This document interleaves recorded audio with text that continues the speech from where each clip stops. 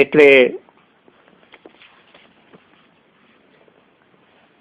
આપણી જે પ્રતિજ્ઞા છે એ પ્રતિજ્ઞા બહુ મહત્વની આપણે માટે બની રહેશે, કેમ કે શ્રી મહાપ્રભુજીનો આ પ્રકારનો આગ્રહ છે.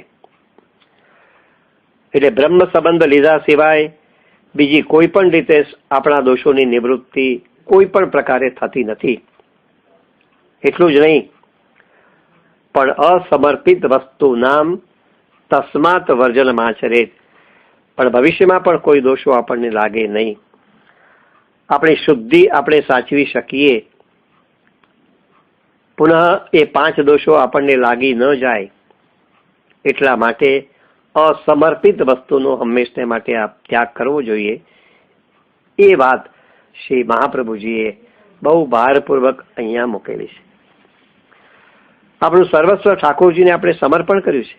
આપણે એના દાસ બન્યા છે, અને દાસ બન્યા છે એટલે સેવક જેમ સ્વામીને વફાદાર બને રહે, એમ આપણે પણ સ્વામીને વફાદાર બનીને રહીએ, એમની સેવા કરીને આપણે આપણું જીવન જીવીએ. શ્રી ઠાકોરજીએ ઉપયોગમાં લીધેલી વસ્તુથી સેવક જેમ પોતાનો નિર્વાહ કરે એ અપેક્ષિત છે. એટલે ઠાકોરજીને ભોગ ધરીને જ પછી ભોજન લેવાનો આપણે આગ્રહ રાખીએ.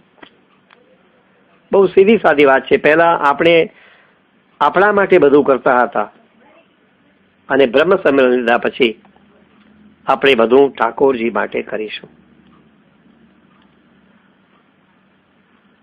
પહેલા આપણે માટે કરતા હતા, હવે આપણે બધું ઠાકોરજી માટે કરીશું.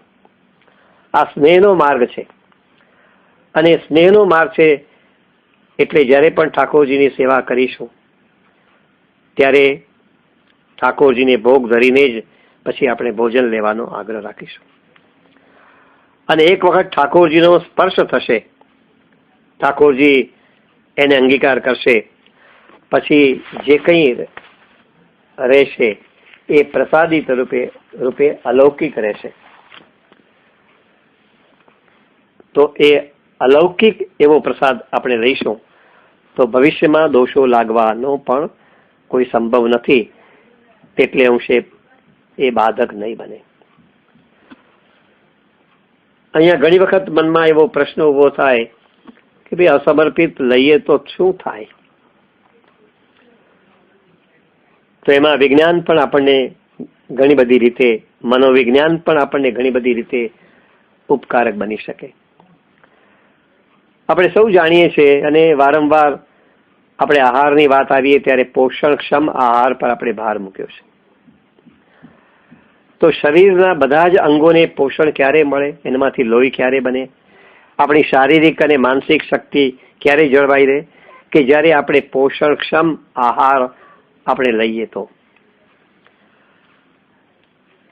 શરીર વિજ્ઞાનની સાથે મનોવિજ્ઞાન પણ એમાં એક વાત ઉમેરે છે કે જે કંઈ ભોજન લઈએ છીએ એની આપણા શરીર પર પણ એક ચોક્કસ પ્રકારની અસર પડે છે, આપણા મન પર પણ એની ચોક્કસ અસર પડે છે. અન્ન તેવો ઓડકાર એ કહેવત પણ એટલા માટે જ આવી છે. તો જે ભોજન લઈએ છીએ એ કેવું છે? એ સાત્વિક છે, એ રાજસ છે, એ તામસ છે, એ પણ આપણે વિચારવું પડે. કેમ કે જેવું ભોજન લઈશું તેવા જ આપણે બનીશું, તેવા જ આપણા મનોભાવ બનશે. એટલે કહેવામાં આવ્યું અન્ન તેવો ઓડકાર. એટલે આપણા મનોભાવનો આધાર પણ આપણે કેવું ભોજન લઈએ છીએ એના પર રહ્યો છે. માત્ર કેવું ભોજન લઈએ છીએ એટલું જ નહીં, પણ કોને બનાવ્યું છે, ક્યાં બન્યું છે. ક્લેશયુક્ત વાતાવરણમાં કોઈએ ભોજન બનાવ્યું હોય અને એવું જો ભોજન લઈશું તો આપણા મનોભાવો બહુ જ વિકારી હશે. પવિત્ર વાતાવરણમાં, પ્રસન્નતાના માહોલમાં એ બન્યું છે કે અશુદ્ધ સ્થાનમાં એ બન્યું છે, ક્લેશયુક્ત વાતાવરણમાં એ બન્યું છે, કેમ કે એની પર પણ ભોજન પર અસર પડતી હોય છે. એટલે ભોજન બનાવનારની ચિત્ત વૃત્તિ કેવી છે એની પણ બહુ જ સૂક્ષ્મતમ કહી શકાય એવી અસરો પડતી હોય છે. એના મનોવિકારોની પણ ભોજન પર અસર પડ્યા વિના રહેતી નથી. એટલે જ ભોજન સાત્વિક હોય, પવિત્ર વાતાવરણમાં તૈયાર થયેલું હોય, હૃદયની ઉચ્ચતમ ભાવના સાથે તૈયાર થયેલું હોય, એ ખૂબ જ જરૂરી છે. અર્થાત માત્ર ભૌતિક શુદ્ધિનો જ આગ્રહ નથી, પણ ભૌતિક શુદ્ધિ સાથે પવિત્રતાનો પણ એટલો જ આગ્રહ છે. હૃદયની પવિત્રતાનો પણ એટલો જ આગ્રહ અહીંયા સેવામાં આવે છે. તો ભોજન પવિત્ર ક્યારે બને, ભોજન આવું દિવ્ય ક્યારે બને, એ પ્રશ્ન અહીંયા આપણે પૂછી શકીએ. તો જ્યારે પ્રભુ એનો અંગીકાર કરે ત્યારે એ ભોજન દિવ્ય બને, ત્યારે એ ભોજન પવિત્ર બને. પ્રભુએ અંગીકાર કર્યા પછી આપણે તો લઈએ તો એ ભોજન આપણે માટે પ્રસાદ બને. પ્રસાદ એટલે પ્રસન્નતા, પ્રસાદ એટલે કૃપા. તો શ્રી પ્રભુની કૃપા અને પ્રસન્નતા એ ભોજનમાં હવે ભળી છે. પ્રભુએ અંગીકાર કર્યું ને, અને પ્રભુએ અંગીકાર કર્યું એટલે પ્રભુની કૃપા અને પ્રસન્નતા એ ભોજનમાં હવે ભળવા પામી. એવું ભોજન જો આપણે લઈએ તો એ ભગવદ રૂપ બને.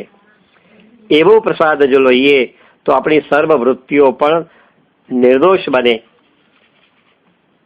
એટલે ભોજન પવિત્ર અને દિવ્ય ક્યારે બને કે જ્યારે પ્રભુ આરોગે ત્યારે એ દિવ્ય બને, ત્યારે એ પવિત્ર બને. કેમ કે એમાં પ્રભુની કૃપા અને પ્રસન્નતા ભળેલી છે. એવું ભોજન જો લઈએ તો એ ભગવદ રૂપ બને. એને લઈને આપણા વિચારો પણ શુદ્ધ બનશે, આપણા વર્તનમાં પણ એક પ્રકારની શુદ્ધતા આવશે. આપણામાં વૈષ્ણવતાના જે કંઈ લક્ષણો છે એ લક્ષણો ધીમે ધીમે પ્રગટવા પામશે. અહીંયા અસમર્પિત વસ્તુઓનો ઉપયોગ એમ જે કરવામાં આવ્યું એમાં ભોજન ઉપરાંત દરેક ચીજોનો સમાવેશ થઈ જાય. જે કોઈ ચીજ વસ્તુ આપણે ઉપયોગ કરીએ એ બધી જ પહેલા ઠાકોરજીને અંગીકાર કરાવીએ. માનો કે કપડું લાવ્યા તો એમાંથી ઠાકોરજીના સાજ વસ્ત્રો પહેલા બનાવીએ અને પછી વધેલું કાપડ આપણા ઉપયોગમાં લઈએ. માનો કે એ શક્ય ન હોય તો એવું કાપડ પ્રથમ શ્રી ઠાકોરજી સન્મુખ અંગીકાર કરવાને માટે આપણે પધરાવીએ અને પછી એનો આપણે વિનિયોગ કરીએ.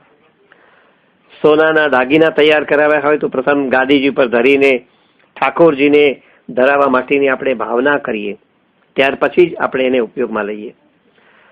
નવા બૂટ ચંપલ લાવ્યા હોય તો એ કંઈ ઠાકોરજીની ગાદી પર ધરાવવાના ન હોય, પણ નવા બૂટ ચંપલ લાવ્યા હોય તો પ્રથમ એ પહેરીને ઠાકોરજીની સેવાના કામને માટે આપણે વાપરીએ. ઠાકોરજીના મેવા મિશ્રીને માટે આપણે જઈએ તો એ નવા જોડાનો કે જેવા ચંપલનો આપણે ઉપયોગ કરીએ. એક બીજો મહત્વનો મુદ્દો પણ અહીંયા વિસરાવો ન જોઈએ કે આપણું વાપરેલું ઠાકોરજીને ધરી શકાય નહીં. કે આપણી વાપરેલી વસ્તુ છે ને એ તો અર્ધભુક્ત કહેવાય.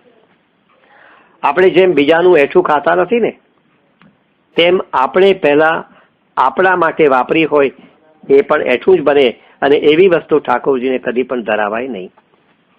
એટલે ઘરમાં જ્યારે પણ મેવો લાવીએ કે અન્ય સામગ્રી લાવીએ ત્યારે એમાંથી પ્રથમ આપણે ઠાકોરજી માટે અલગ કરીને મૂકીએ, એની કાળજી આપણે લઈએ. એટલું જ નહીં, પણ ઠાકોરજી માટે રસોઈ બનાવી હોય, ઠાકોરજી માટે કોઈ સામગ્રી બનાવી હોય તો એને કદી પણ ચાખવાનો પ્રયત્ન ન કરીએ. આવી સૂક્ષ્મતમ કહી શકાય એવી કાળજી અહીંયા રાખવી ખૂબ જ જરૂરી છે. હવે એક પ્રશ્ન અહીંયા ઊભો થાય, અને આપણું વાસ્તવિક જીવન જે પ્રકારનું આપણે આજે એ જીવનમાં આગળ વધી રહ્યા છે કે આપણે સર્વ કંઈ ઠાકોરજીને અંગીકાર કરાવી શકવાની સ્થિતિમાં ન હોઈએ તો શું? કે બધું જ ઠાકોરજીને અંગીકાર કરાવીને જ પછી આપણે જીવન નિર્વાહ કરીએ એવી સ્થિતિમાં ન હોઈએ. કારણ કે માણસનો વ્યવસાય એવો હોય, એનો ધંધો એવો હોય, વારંવાર બહારગામ જવાનું થતું હોય, એવા ઘણા બધા પ્રશ્નો વાસ્તવિક જીવનમાં માનવને સતાતા હોય છે.